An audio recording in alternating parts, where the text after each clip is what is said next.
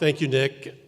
You were very generous with your kind remarks, reminding me just how lucky I am that I have a career and friendships you so thoughtfully described, including, for some weird reason, Dave Drobus, who said as I came up here to keep it short, the Emmys are on. You did.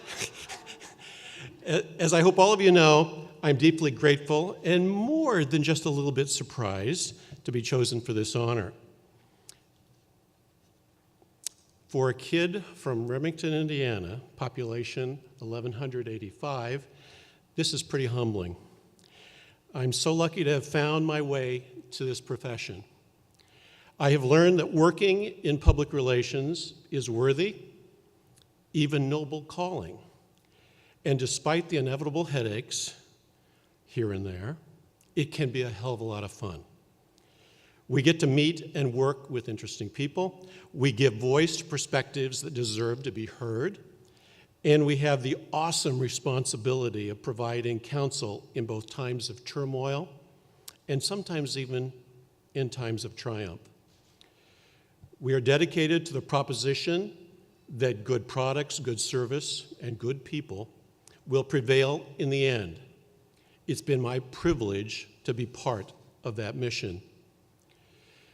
Before I share some thoughts regarding our profession, I must sincerely thank Bill Nielsen, the Honors Committee, and the Board of Directors for selecting me as the 32nd inductee into the Page Hall of Fame.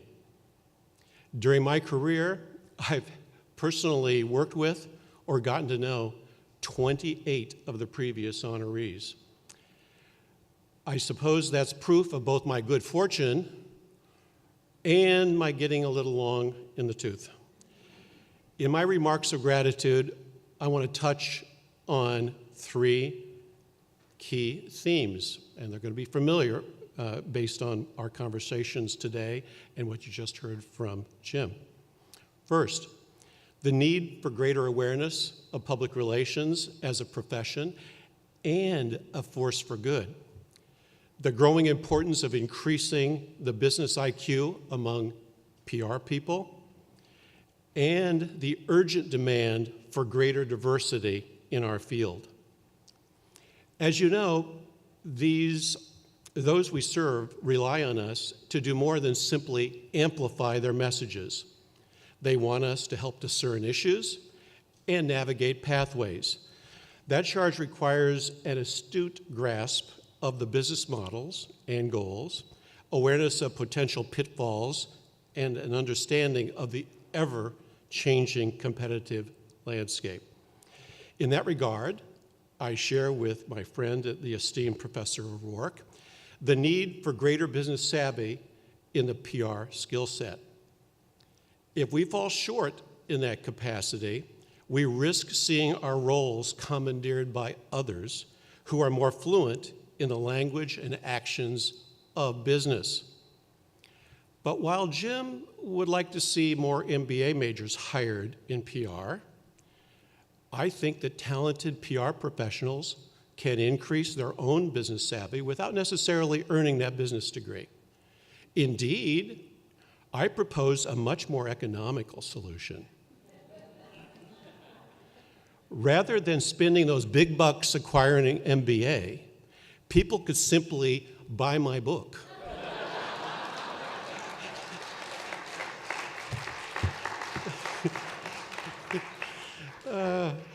I'm sorry, Jim.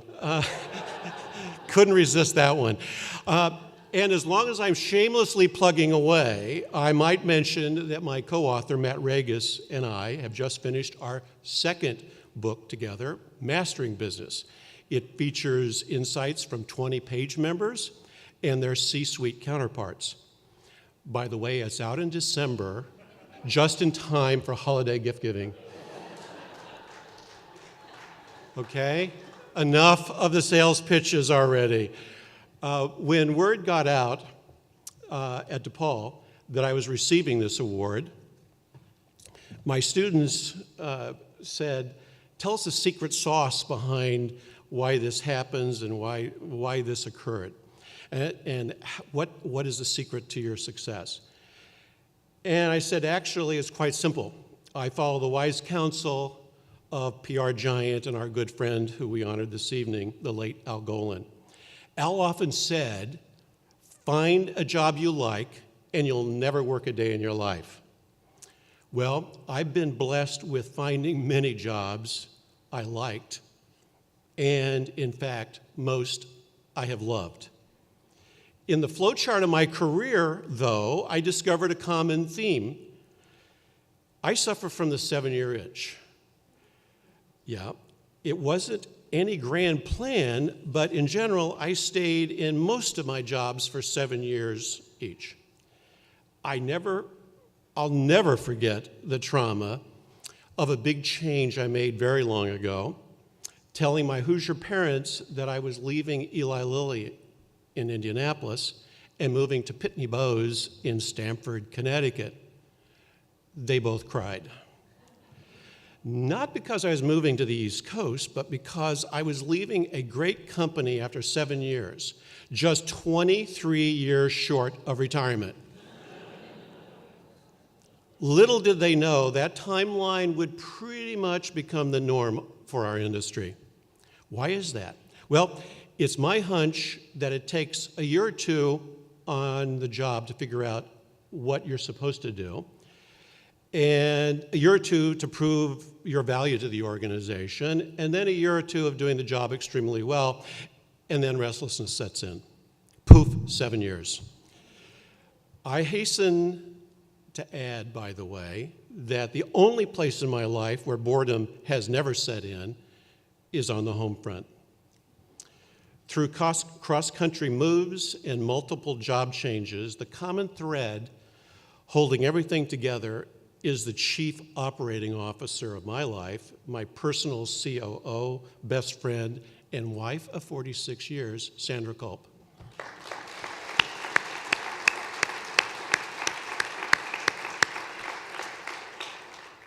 And joining us tonight are 3 other very special people in our lives. Our 2 sons, Grant and Brad, his mother calls him Bradley, and our amazing daughter-in-law, Jamie. Please welcome them.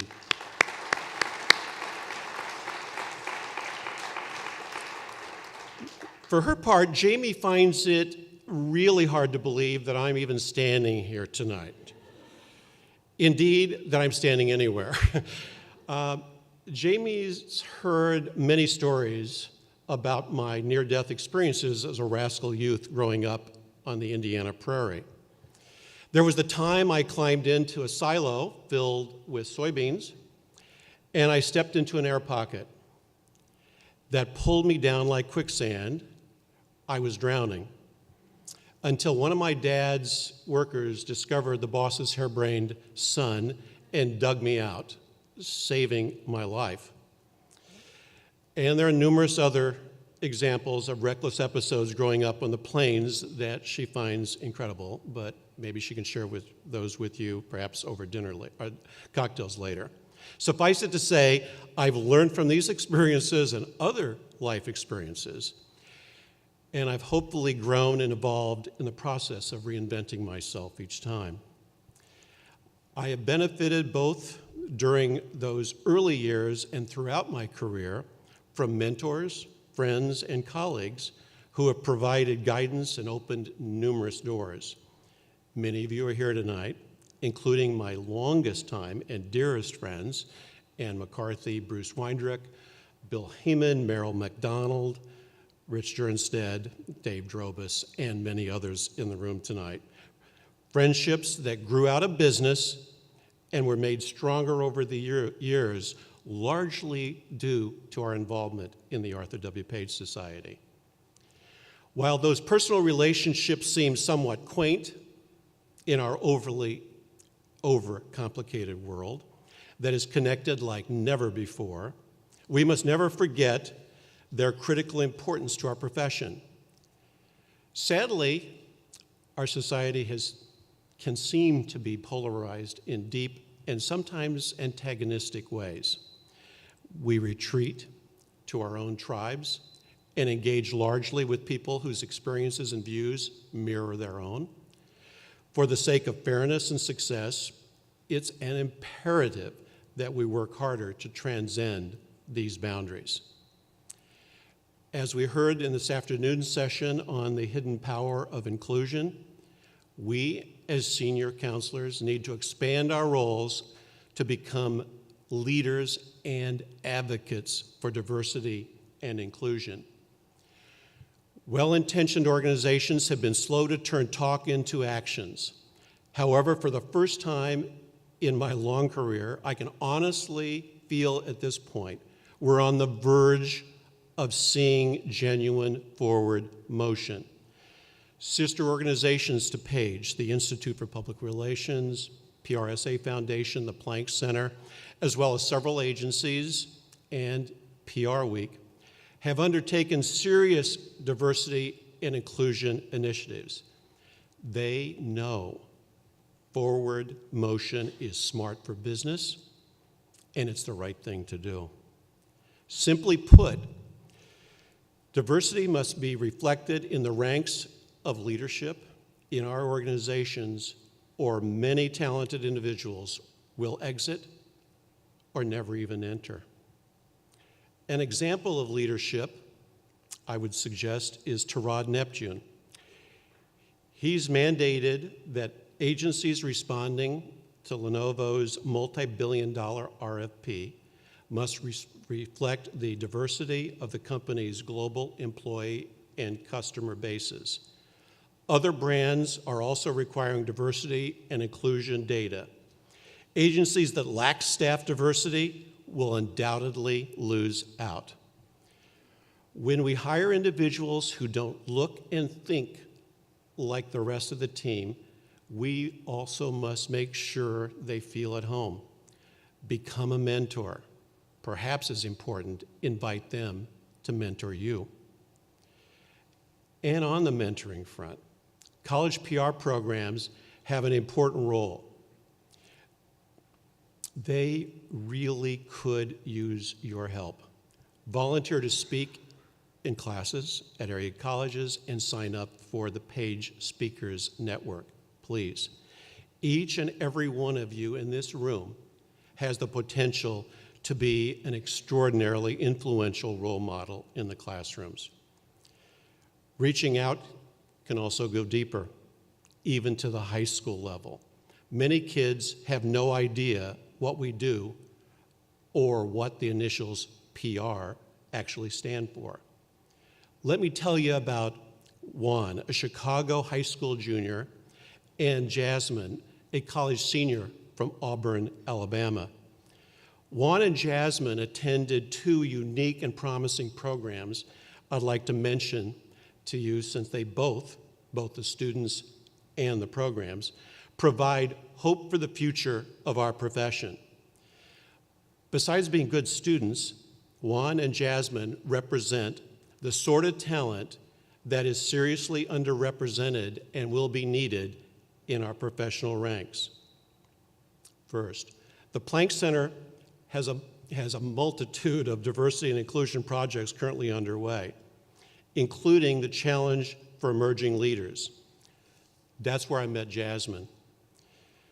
With financial support from General Motors and Heyman Associates, the Planck Center created an intensive 3-day leadership workshop, and this happened earlier this year, for racially diverse, high-achieving college seniors majoring in PR in Alabama and Mississippi. The pilot program provided students the opportunity to learn from some of the best professionals and academics in the industry, including PAGE members Tony Cervone, Bill Heyman, and Dr. Bruce Berger. Students gained crucial insights about themselves. They elevated their conflict management and team building skills, and they acquired basic business knowledge. Student feedback surveys logged some of the highest scores I've ever seen. Black, white, and Latino students I talked with used terms like life-changing and transformational as they described their new understanding of the role and value of diversity and inclusion in our profession. Jasmine summed it up beautifully, saying she now looks forward to taking the industry by storm. Watching Jasmine and other students in the Future Leaders Challenge really, during their final presentations, was so powerful, I immediately volunteered to help turn the pilot program into a series by hosting the next session in Chicago this November, thanks to support from Miller Coors and ConAgra. And a New York program is on the drawing board for next year, thanks to support from J&J. Thanks, Bill, again, for opening that door. The second program I'd like to mention is one hosted by Chicago's Midtown Education Foundation, PRSA Foundation, and DePaul. It's where I met Juan. You might be surprised to know I'd heard nothing about you might not be surprised to know I didn't know anything about public relations in my high school class of 51 back in Remington, Indiana. Some 50 years later in Chicago, neither had Juan. Juan and 124 other diverse students from 35 Chicago area schools were invited to DePaul this summer for a one-day crash course in public relations. How did the students react? In surveys, we saw double-digit increases in familiarity with the profession, and favorability scores rocketed. Get this. After starting with a baseline of 0, 40% of the girls and 25% of the boys said they were now interested in exploring a possible career in this thing called public relations. A couple of innovative talent development programs, however, won't be enough. We must promote environments that embrace diverse perspectives and include broader backgrounds and beliefs. With support and encouragement from DePaul, I am in the process of carving out a program to devote more of my time to foster projects that address the crucial need for talent that is both diverse and inclusive. For me, coming during my 7th year at the university, this new focus may help me stay put this time. I look forward to sharing more about this with you as it develops. Friends, I could go on and on with other thoughts and ideas about diversity and inclusion, subjects that are really something that I'm passionate about.